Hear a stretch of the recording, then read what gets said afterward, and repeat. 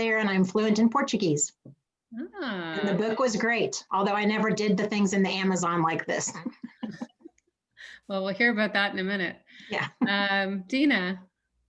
Hi, Tacoma, Washington. Oh, she cut out a little. But love the book. Okay. Hi, Joan. The other Joan. Hi, it's not snowing in Oakland, California, and I have not been to Brazil, even though I would love to go. But yeah, thanks. That's great. Lori? Hi, I'm in Chattanooga, Tennessee. Haven't been to Brazil. And I guess I just opened the newsletter and really read it because this is the first book club I heard about. So I have already kind of reserved some of the future books. Good. Oh, great. Well, welcome. Thank you. Peggy? Hi, my name is Peggy, and I'm in New Jersey, and it is snowing like crazy here. I'm very happy to be inside. And I've never been to Brazil. Closest I came was to Peru, where I went to, Lima and Machu Picchu. Lovely. Did I miss anybody at all? I think you got everybody. Okay. Before I let you talk, Wendy, I'm going to say I have been to Brazil. I loved it, and we have a few photos we've put together of some of the places that that we've been, and we'll do a little storytelling around that as well. So, Wendy, I'm going to hand it over to you, and Wendy's going to lead us through some discussion questions. We invite everyone to participate. Raise your hand, scream, yell, whatever works. With this size group, I think everyone should have a chance to speak if you want. You don't have to. And then after that, Danielle is just going to share some of her tips with us about Brazil and answer any questions that you might have about Brazil. She's actually in Sao Paulo. She flew in yesterday, so she's on the ground and she can tell us what the weather's like. So Wendy, I'm going to turn it over to you. Okay, I'm for those you don't know me, I'm Wendy Brooke. I'm in Palm Coast, Florida, where I'm sorry to say I'm complaining because it's 60 degrees and I'm cold. So I'm sorry for you guys. I love snow, but I don't like the cold. So, this book was written by Ann Patchett. And first, I'd like to tell a little bit about the author. She and her husband live in Nashville. No children. She talks about not having children, and part of that is this whole fertility thing that happens throughout the book. But she and her husband live with their dog, Sparky. She's written 7 fiction books, 3 nonfiction books, and has now started writing children's books. In November 2011, she and a partner opened an independent bookstore, and they've become influential spokespeople for independent bookstores and really are travel the circuit, really trying to tout the importance of independence. So good on her. In 2010, she was named by Time magazine as one of the 100 most influential people in the world, which I thought that was interesting because I really, other than her being an author, I didn't know much about her, but she was deemed to be one of the most, very influential. One of the things I thought was interesting, I did a little research about the book and why she wrote the book. And she said, the idea behind writing this book is she was constantly being asked to participate in freshman reads programs at universities. And they were always looking for strong female characters by a strong female author where the women were not either being victimized and not spending their time falling in love. And she said there are so few books that fit that criteria that she thought it was important to do so. And she had been a university instructor and was always fascinated by the teacher-student relationship and the mentor-mentee relationship. And she said, if you could meet a teacher, she said it would always be so interesting to her to meet a teacher that was really, really influential to her when she was growing up, and now to meet them and be as equals. And she talks about the fact that a lot of times they don't even remember you. These people that change your life that were so important, but when you look back, when they don't even remember your name. And I think that's one of the things we see in the book, in the relationship between the two female characters. You have strong female characters, mentor-mentee relationships, and how that can be very complex. So I'll start with what we normally do, which is your favorite sections or your favorite passages from the book. And let me just start by reading mine. I have to put my glasses on because it's too small.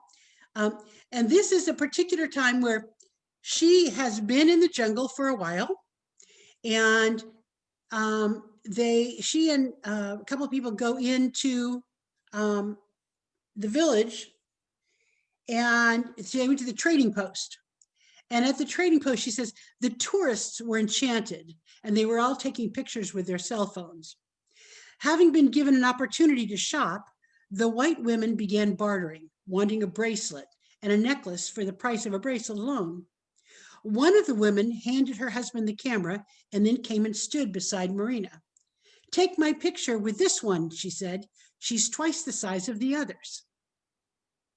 And I think that to me really hit me when I was reading it, because it shows how, insensitive we are, tourists can be, not necessarily we, but how insensitive tourists can be about people, A, making judgment, and B, when I look at tourists taking pictures of the locals, wherever they are, and how insensitive that can be. So that was my favorite quote. That really stood out to me when I was reading it. So who has some other quotes that they liked or some sections of the book that they found particularly interesting? Just kind of raise your hand and let me know. Or did anybody have some thoughts? Yes, Dana. I don't know. Am I muted? I don't know. Yeah, there you are. We can hear you. Oh, you just muted yourself again. There we go. It's quiet here now, so I didn't undo it. I really like this, never be so focused on what you're looking for that you overlook the thing you actually find. It made me laugh when I saw it, and I wrote it down. I write down things like that, but then I don't remember where it was. So, but I just, sometimes we can get so, that we can miss what's in the present. I like that. Yeah, that's a great quote. It really is. Other people. Or sections of the book that you liked. It doesn't have to be a quote necessarily, but.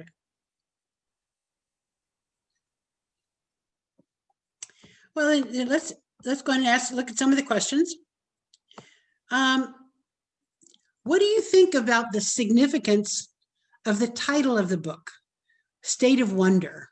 Why do you think, any thoughts on why the State of Wonder is a good title?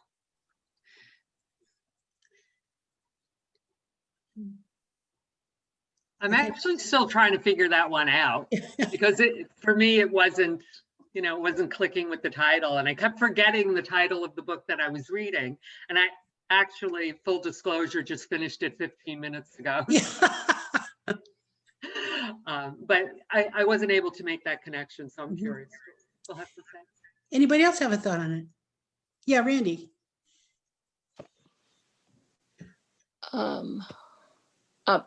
Well, I think it could have so many things about it. I mean, first of all, she wasn't sure about her relationship with Dr. Fox ever. Yeah. She knew that, you'll have to excuse me because I read this months ago. So the doctor that she went to find that she believed, Anderson. Yeah. She went there. I mean, she was in a state of wonder about him. What happened to him? Is he dead? Is he alive? Why did they handle his death this way? She was suspicious.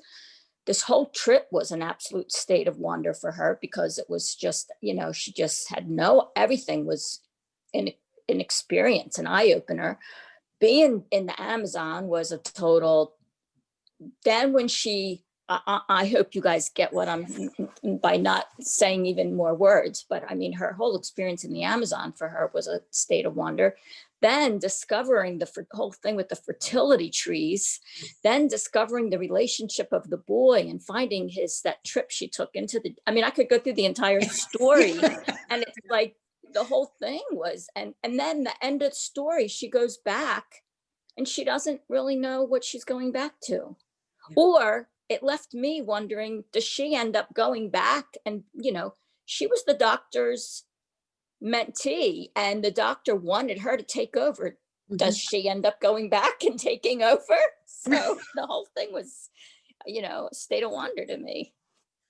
Yeah, I think, Lori.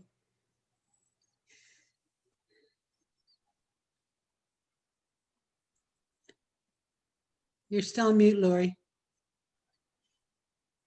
If you just hold your space bar down. There, you're good. You're good. I was looking with my mouse. I'm using a computer. I couldn't find my mouse. Anyway,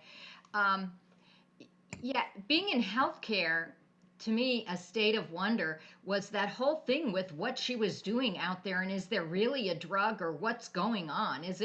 I can't imagine a project like that where, she just goes and she doesn't expect any follow-up or, to submit,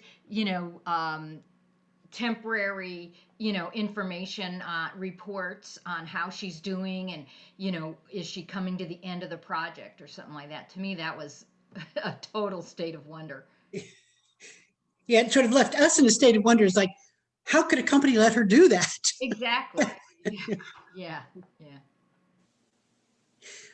Well, one of the things, let's talk about Marina for a minute.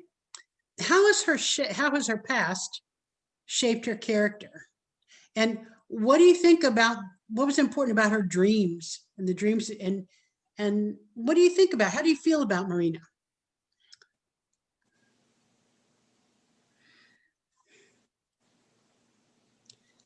Yep. Randy?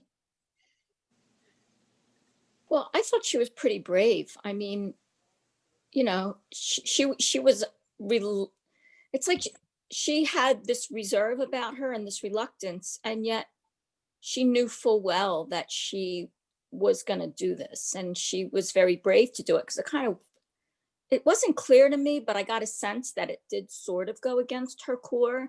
And certainly, she had a mother that she knew would be wouldn't understand her taking this trip, but she did it. And she also was incredibly, she took so many risks. I mean, I remember when she jumped in the river to, cool herself down, because I think it was when she first got there and she was hot, or at some point where she was hot and there was nowhere to take a shower or whatever.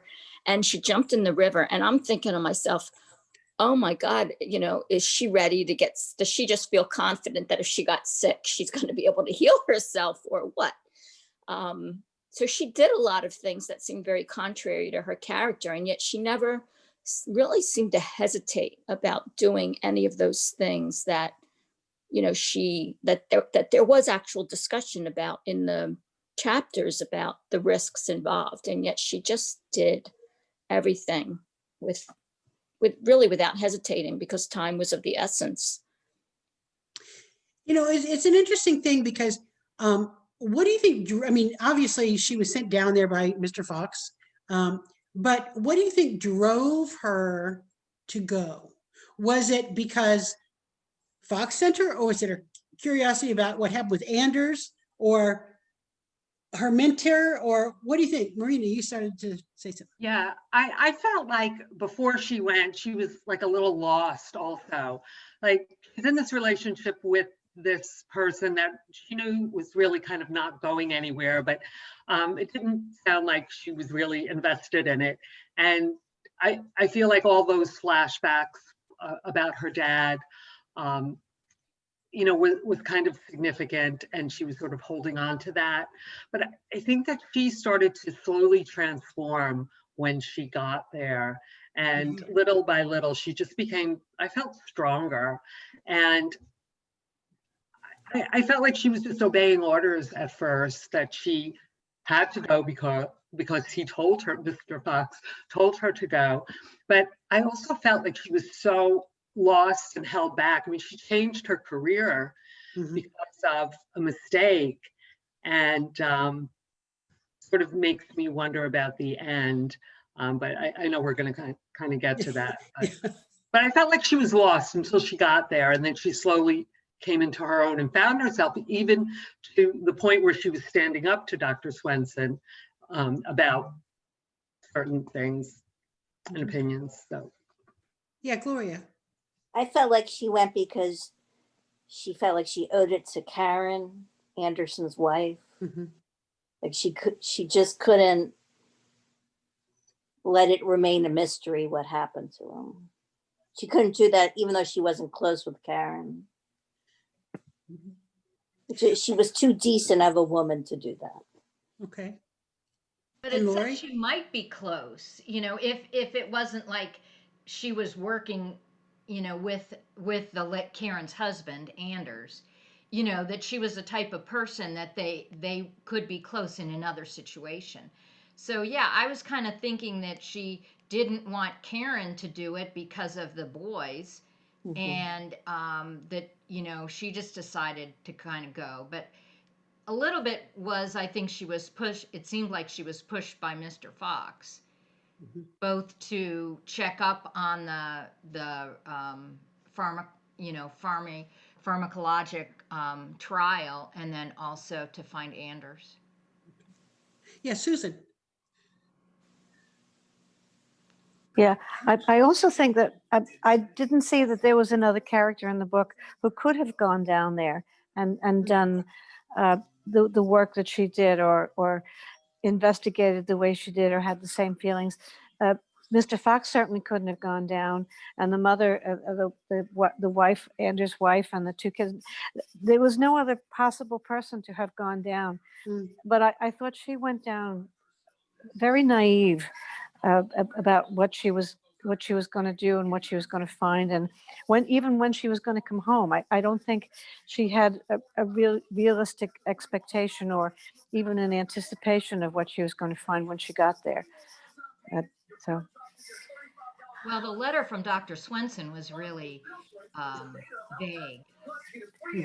And, I think she kind of just didn't understand that anyway, what really did happen to Anders. Speaking of Anders, what kind of a relationship do you think they have? And have you ever, in a working relationship, had that kind of a very close, loving, fraternal relationship with a coworker?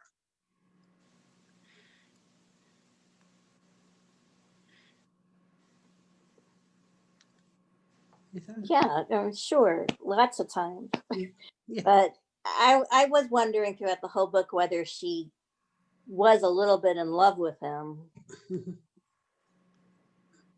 But so I don't think I've ever been a little bit in love with anybody. But yeah, I've had lots of close relationships with men. Did she sleep with him at the end even? He does, yeah. That was kind of out of left field. But I mean, that clearly wasn't their working relationship, but yeah. Dina, I think you were about to say something. Well, I was going to say at first that I agree with whoever said, I thought she was very naive, but she was an abandoned kid. And so here's these, if she cares about him and his family, and so those kids are abandoned. I don't know. I think there was part of that, but then where it ended up was totally not, it didn't fit with that kind of hypothesis. But I think she was just really searching to make things right. But what about her relationship with Dr. Swenson? What are your thoughts on that? And how did it change over the period of the book?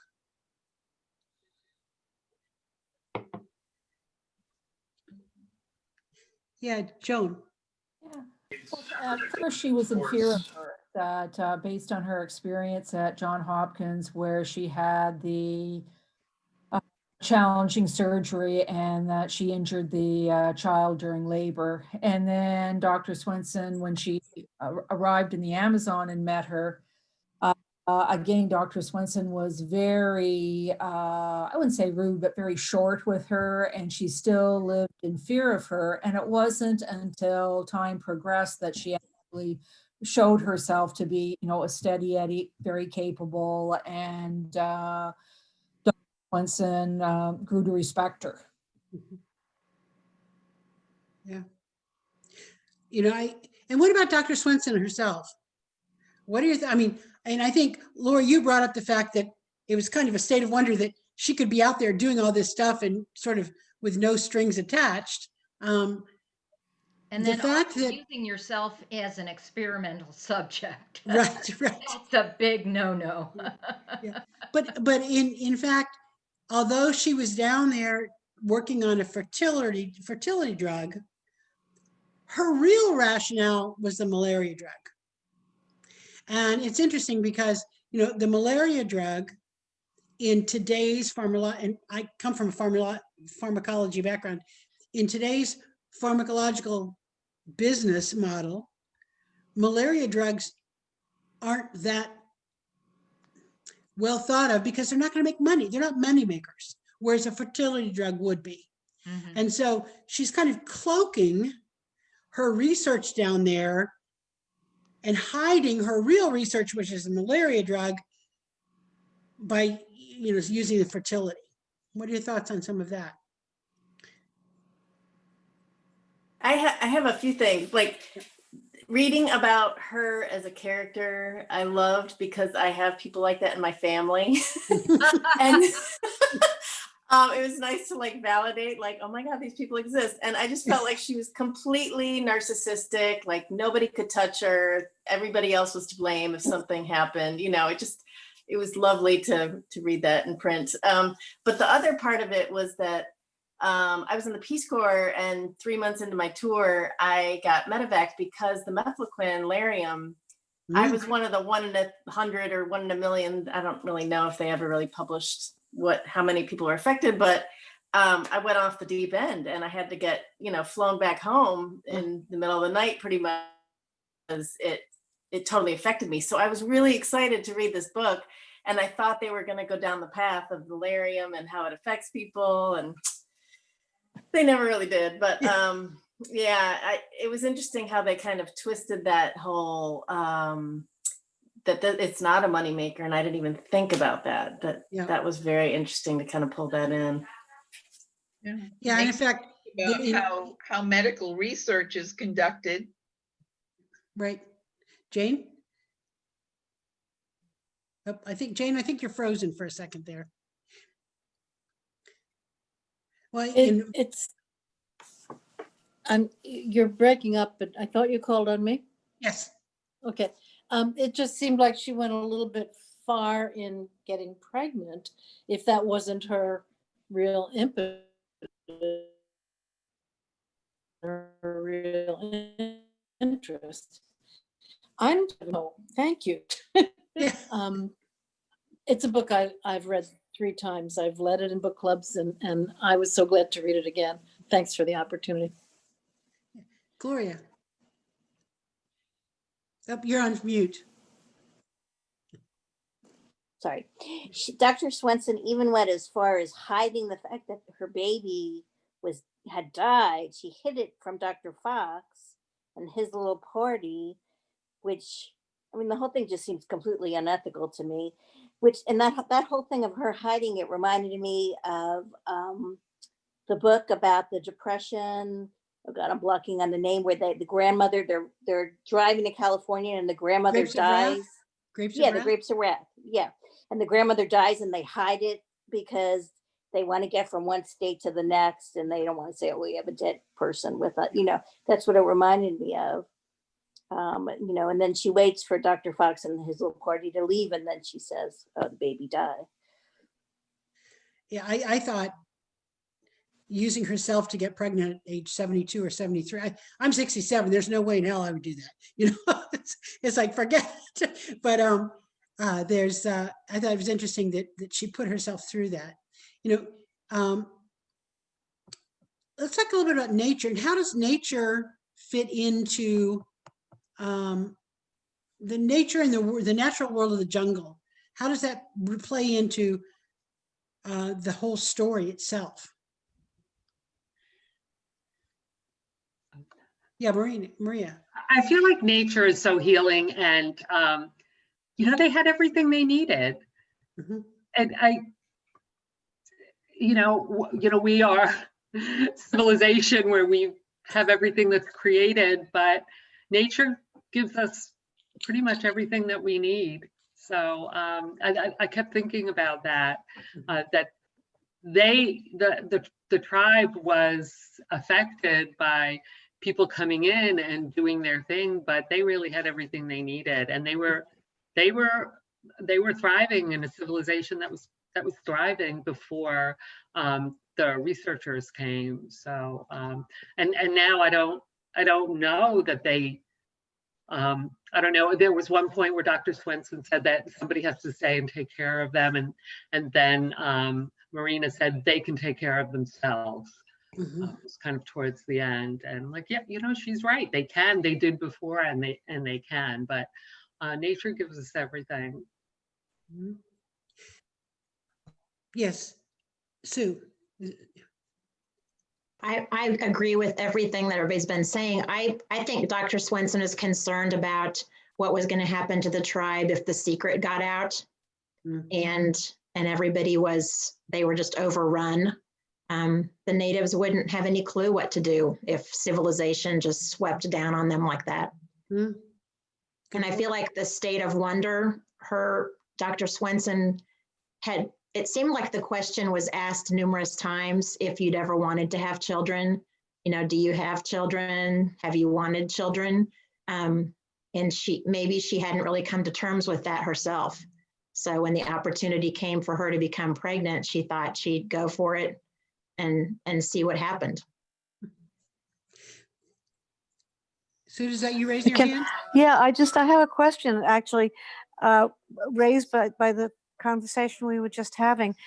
Why did Dr. Swenson get pregnant if she didn't really want to validate her findings because it would destroy the tribes, the native tribes? It seems to me like there was a conflict going on with her. Like, why would she want to confirm something that she was afraid would ruin everything? Am I making myself clear? I'm not sure. Yeah. But the question just popped into my mind, like, why would she even go ahead with it if it was going to be so bad for the native tribes? Well, that's an interesting point, because that may have been, and I'm just throwing this out, that may have been one of the reasons why she was not coming through with all of her research, why she kept pushing it off. Now, one of the things too about being childless on her part, both on her part, because she had Easter, right? I mean, she had mothered Easter as a young child. The other thing about the fact of people always asking, didn't you always want children? And the author herself faced that many, many times. She has stepchildren now, but as she was growing up, people said, we're always asking her, don't you want children? And she said she never really wanted any. And yet people were always putting that in her face. So it's an interesting that she lived that, and yet it's being brought up in the book as being a very strong thing as well. So I felt the Easter thing was very odd. Like in that one passage, it felt like she almost stole him. So how did she even feel a right to his, caretaking if she took him from the other tribe? Well, and I wonder if she felt that it's because she could do better by him. Yeah, the narcissism in her Western concept. Yeah. Well, the thing about Easter is her excuse, because she wouldn't be able to communicate with the other tribe, was that he's dead. Which is the same thing with Anders. She doesn't know what happened to Anders. He's dead, or something like that. But what I was going to mention before was about nature. I agree with the tribes had everything they needed, but the nature of the Amazon and the animals and the snakes and the, having to go down, ferry down these, little water pathways to find where they are, really kept everybody else away. And so, kept Mr. Fox away. It kept, anybody else that might check up on, like if you were in San Diego doing your experiments, somebody would come to San Diego, but they're not coming to the Amazon because of all of that, the length of time and all of the animals and other things that you would you could run into. So you're saying that nature sort of protected it because of that, sort of. It protected them, and it protected her because nobody was coming to check Right. up. And But one the of the other things, thing is, even if something happened to the tribes, and I don't remember what their names were, but she was even concerned if, like, the other tribe with the arrows would come and find out about the fertility and the mushrooms and all of that. So it wasn't even, just any normal people. It's just anybody right there. Right. That, she really wanted to protect them and protect those resources. yeah, and there's all of a sudden, many things are going through my head of different directions to take, but I need to be cognizant of the time. So let's talk a little bit about, what do you think happens after she returns home? Yeah, Maria. I think she goes back to medical school. Oh. I feel like once she felt like, not vindicated, but she felt like it wasn't something that Dr. Swenson thought poorly of her for.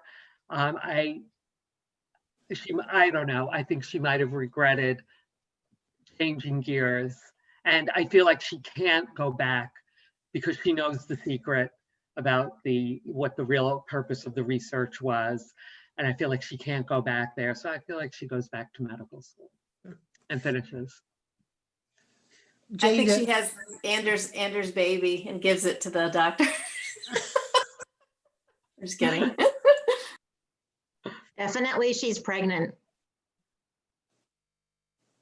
And there's many things about her. Jane, the question is, what happened when she came home? So many things. There's many sort of clues that she's probably pregnant because she no longer smells one of the scents that you smell when you're not pregnant, or she no longer craves the bark, which apparently once you become pregnant, you don't crave the bark as well. So, yeah, and I wonder what happens with Ander, what happens with Karen. I expect that Karen and Anders go back to their life. And Maria, I think it's an interesting concept that she would go back to medical school. I hadn't thought about that. I thought she might go back to the lab and try to, just have life go on as normal. But going back to medical school makes a lot of sense. She can still do that pregnant. Right. I wonder if she'll drop Dr. Fox. He seems kind of, I don't know, Mr. Fox, whatever. He's not a doctor. So before we turn it back, I'm sorry. Yes. No, I just wanted to know why is he always Mr. Fox? I mean, doesn't he have like a first name? Right. Yeah, well, I think it's because he's that power. He's the power. He's the head of the company, and so there's my impression was that was because of the power he held. Yeah, like Mr. Big on Sex and the City, or right. Can I ask a question? Sure. But what happened to Easter? What do you think happened to him? Because he just got left with his tribe, but he didn't really want to be there, right? He kind of got caught in the middle of all of that. Yeah, Gloria, what do you think? Was anybody afraid they were going to eat him? Because they said they were. And here was someone who was not raised as one of them. I was worried about that. Yeah. I was worried about him too, but just because he had a whole different experience growing up from what the tribe could offer him or could have offered him, and he was so different. Maybe he'd turn into a shaman or something of some kind. But I thought maybe they recognized him, or they felt. Oh, they did. I think they did. So I thought, because they were told he was dead and he was just a baby. I forget how old, but so I mean, I took the high road. Okay. I thought they recognized him and they were happy. They were, touching him and stuff like that. They were excited to see. Yeah, but was he happy to be there? How did No, he? I don't think he wanted to be there. I think he got and it would be hard with a deaf person to you know, for them to develop a language or develop a communication style. But yeah, I felt bad for him. I But did didn't too. feel like Yeah. they knew him or they recognized him. Well, Okay, Randy, you had your hand up? yeah, wasn't that one of Dr. Swenson's things that she had asked of Marina? She wanted Marina to take care of Easter. She wanted Marina to make sure that Easter got an education, and she had expressed that nobody else would understand him, that it was important for him to be protected because of his deafness. So, you know, that was that, yeah. But I got the impression Take him to the U.S. I don't know. I'm just saying she wanted Marina to promise her while that she she was would there in the take, animal. well, no, that she would make sure she wanted, I mean, I got the impression she wanted Marina not just to take care of Easter because, you know, Anders had been talking about, Anders had wanted to bring him back with his family. So that part of it was, you know, I don't know what happened, but yeah, that was a mixed sort of, you know, what to do about him, but she was going to protect him. And Marina, I believe there was some time in there where she was trying to decide whether or not she was going to bring Easter back to the United States or what she was going to do to make sure that he was okay. Yeah. Okay, well, I'm sorry to say, I think our time talking about the book is kind of coming to an end. Any sort of last minute 2 seconds anybody has on the book before we turn it back over to Carolyn and Daniela? I think there's a lot more we could say, but unfortunately we don't have time. Yeah, I'm just curious, did everyone enjoy this book? It sounds, I have to admit, I'm halfway through it, so I kind of don't want to listen, but now I'm committed to finishing. But it's a complicated narrative, isn't it? It's very not complicated. a simple story, and it feels a little more complicated than some of the books that we've read so far this year. Yeah, I think there's a lot of twists and turns that one does not expect. Yeah, and it really shows you how stories are, you know, so connected to the author and the author's own experience. And obviously, Wendy, I think you did a great job just providing background on Ann Patchett and what her experience is like and how this has affected her writing, because it adds a lot more flavor to this discussion. I think Jane, you had something? I've read at least 4 of her books, and this is definitely my favorite. I love, and maybe it's my Amazon background, but I love it. Yeah, I've got another one of hers ready to go. I'm trying to think of the name of it. But I have Bel Canto? No. Everything I own is in boxes, so I can't even begin to. Commonwealth. There's 2. Yeah. So I'm looking forward Thank to you. it.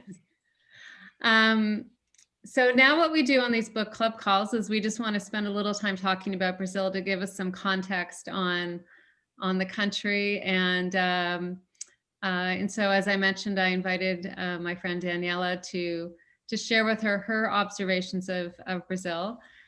She is obviously from there. She's sitting at her home in Sao Paulo now, or maybe her parents' home, I'm not sure. And but she's been living for the last few years in New York City. So she just took a flight down there, and she's traveled extensively all around the world, lived in China and Italy and Latin America, South America. So really nice to have you with us here, Daniela, tonight. And I know you've got some photographs as well that we're going to show too, and answer questions about places that we might want to explore if we go to Brazil. Where do you want to start? So thank you, Caroline. Super thrilled to be here with this group. So maybe I want to start answering the curiosities about my country, right? Because I can't imagine there are many. The only thing I maybe want to say before answering the questions is that, you know, as the US, Brazil is a continental country. So there are many Brazils within the Brazil. Many, many different cultures. And this melting pot, I would say, is also formed by a big immigration during the Second War, and even before that from many other countries from Japan, Europe, and so on. So there is really quite a lot of richness, I would say. And yes, maybe there is an angle or any specific question before I suggest my favorite places that you want to explore. So please feel free to shoot your questions.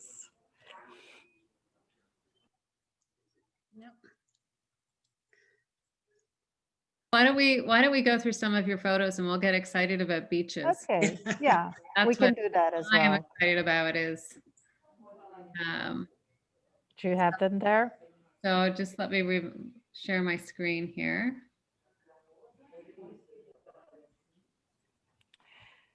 So Okay. when you get them, maybe I just for saying, so I'm originally from Sao Paulo, right? Which is the, let's say the working city of the country. And yeah, that's me, hey.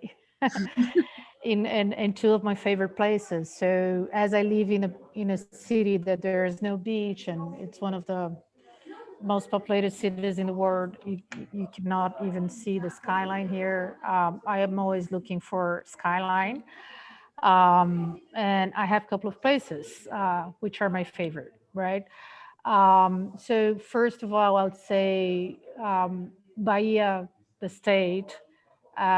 I would definitely recommend for anyone who wants to come to Brazil to stop by Bahia, and there's a lot to see there. This is one of my friend's place next to the beach. I always go with my family, which is called Cotton Balls, something like that in a free translation.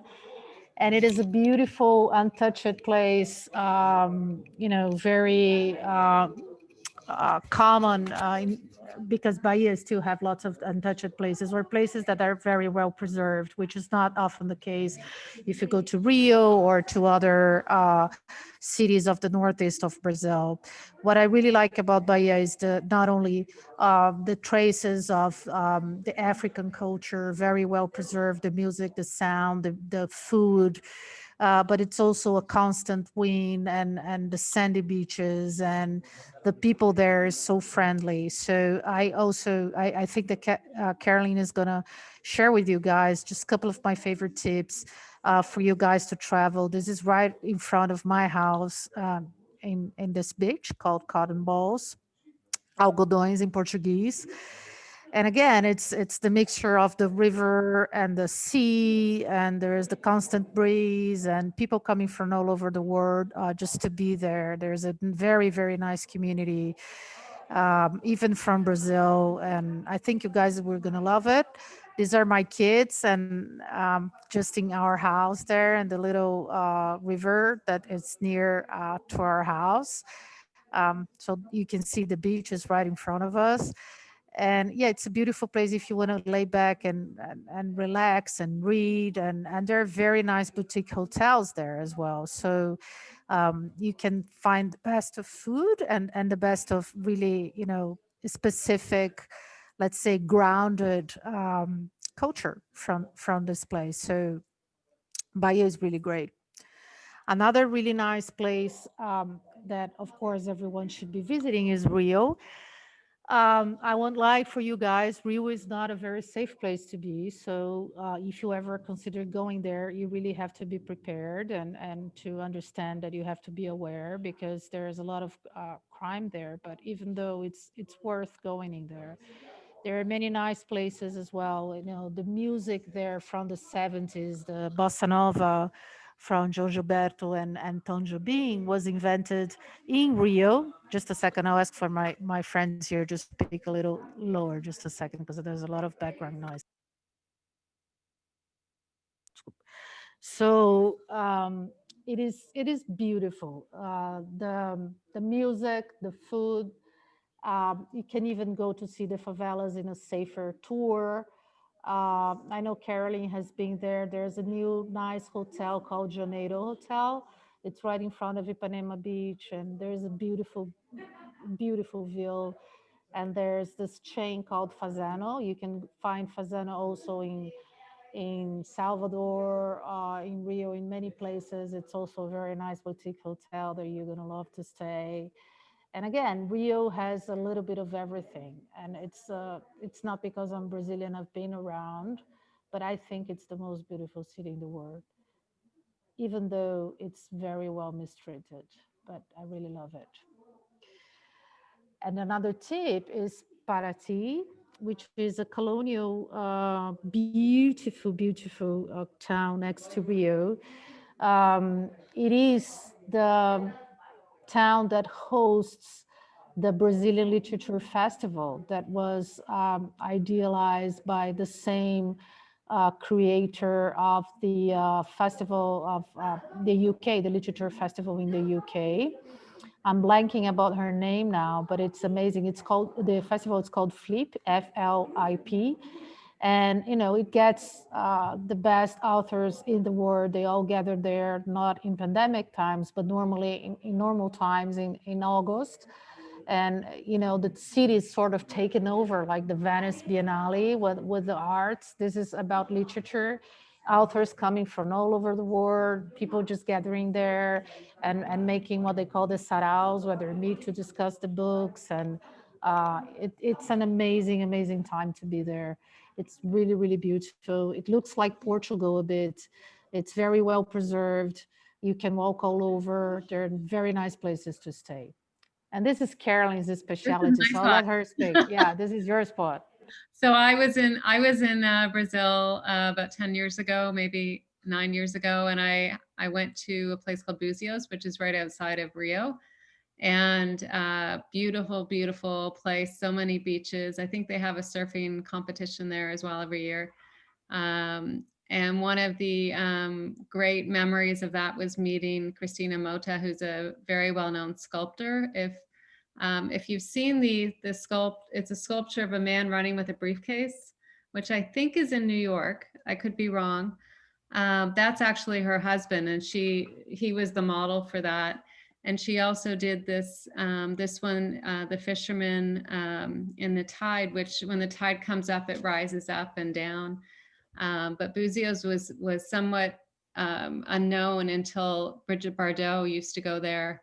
And then it became quite well known and kind of turned into a different destination, but really off the grid, very quiet, really, really beautiful. Loved it. Yeah, Búzios has its charms, and again, it gets a little bit of Bardot's heritage. So there's a lot of French people in there. It's amazing. And about the Amazon, odd enough, I've never been to the Amazon, and again, it's such a big country. But I have many good friends that are very, very acquainted with the Amazon, and they do lots of work and even founded some NGOs there. And they're beautiful places. You can stay in the Amazon safely within the forest with a lot of charm and a lot of, let's say, eco-friendly approaches. One of that is this Navilhana's Lodge. So be careful if you want to go to the Amazon, because you really want to know where you want to go, right? And where you want to stay, because you don't want to stay in one of those tacky hotels with fake flowers or fake whatever things, that there are many. You really want to see the real thing. And also the nice thing about this Navilhana's Lodge is that it's in the Rio Negro. It's a river that has no mosquitoes. I don't know what happens there, but there's this something on the pH of the water that yeah, it's fantastic. So you don't see any mosquitoes around. You see all sorts of animals, but not the mosquitoes, the annoying ones. So there is this, and there is also the Cristalino Lodge, which it's a nice one in Rio Negro. And yeah, that's the home of the place that my friends host, this NGO that really tries to help the community in there to, let's say, leverage their heritage and come up with very beautiful arts and crafts that they're even selling to the Brazilian Vogue, to the GQ magazine, all Condé Nast system. It's really nice. So just some of my Brazil for you guys. I don't know if you have any questions about it. Any questions about Brazil? Yeah, the book, I have to admit, when I read all of it about Manaus, is that how you say it, Manaus? sounded very buggy. And that's not my recollection of Brazil at all, that it was beautiful and hot and not really the way it was described in the book, but. Yeah, Manaus is a nice city as well with a lot of heritage. And again, you need to curate your trip very well if you go there, right? So just go to the right places. But yeah, so there's so many wonders. And Daniela, what's happening now in terms of coronavirus and travel? Do you have any sense of how Brazil's doing? I'm not sure it's a good story, but. Yeah, not very well currently, unfortunately. I would say it's, along with the US, probably the worst example of how to handle corona. Things are picking up now, so there's a chance that vaccines will start to happen in January. That's what we are all hoping for. Yeah, it's not the best time to travel, as you all know, right? And we feel that we are optimistic for the next year because of the vaccines and everything. But yeah, we also, there's a huge ratio of contamination right now, so it's not a very good time for traveling here. Yeah. Danielle, I have a question. Bahia, how far is that when we fly in from the US? Where would we fly into, and how would we get to Bahia? Good question, Wendy. So you could come through Recife because it's close to it's close to the US, and it's also beautiful. Recife, I didn't talk about that, but it's the place that you fly from to get to Fernando de Noronha, which is that famous island that it's very, Fernando de Noronha is a protected area from the Brazilian Marine. So only a certain amount of people can get in there, right? It's such a beautiful place, and it's also a nice one to go.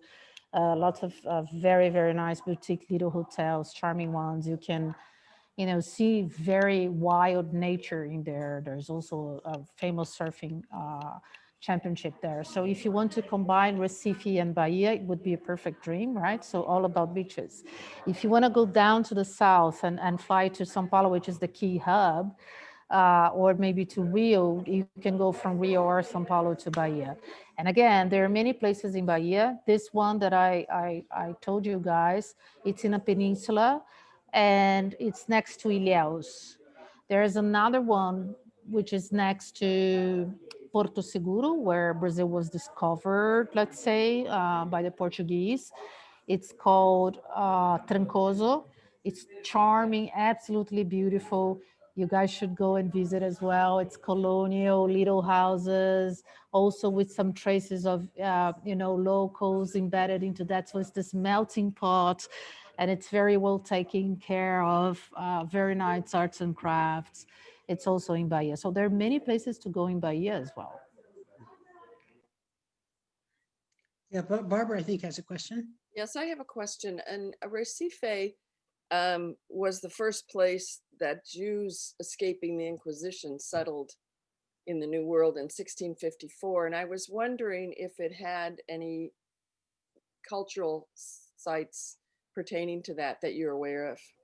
Many.